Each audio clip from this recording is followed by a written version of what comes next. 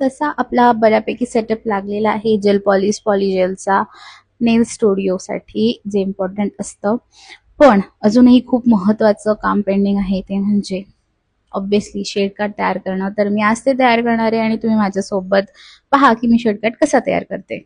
खरं तर शीलचं हे अराउंड 60-65 जेल पॉलिशचा सेट येतो, पण मला खरंच वाटत नाही की एवढ्या सगळ्या जेल पॉलिशची तुम्हाला गरज असते. जर तुम्हाला कलर थेरी माहीत असेल तर तुम्ही स्वतःचे कलर सुद्धा तयार करू शकता.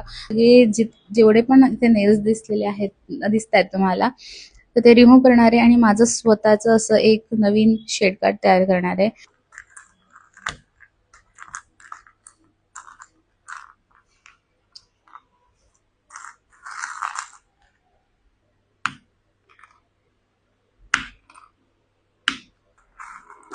हे माझ्याकडे भरपूर सारे नेल्स पडलेले आहेत ज्याचं मी स्वतः शेड कार्ड तयार करू शकतो. तुम्ही बेसिकली काय करणार, नेल स्टँडला असं एक एक नेल लावून जे माझ्याकडे पेंडिंग कलर्स आहेत, इव्हन इथे पण आहेत काही कलर्स, सो त्याच्यावर हे अप्लाय करणार आणि अशी एक टॉर्च मिळते आपल्याला, LED टॉर्च अशी असते, सो याच्याने क्युअर करून घेणार आणि इथे मग थोडं सेट करणार.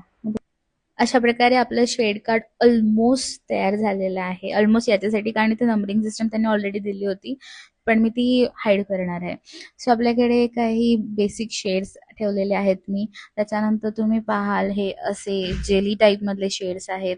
त्याच्यानंतर असे चमकीले जे आहेत ते क्रोमवाले आहेत 4 शेड्स. देन कॅटायचे 3 शेड्स आहेत. मिरर क्रोम आहे सिल्वर आणि गोल्डमध्ये. आणि त्याच्यानंतर तुम्ही ग्लिटरचे शेड्स पहा.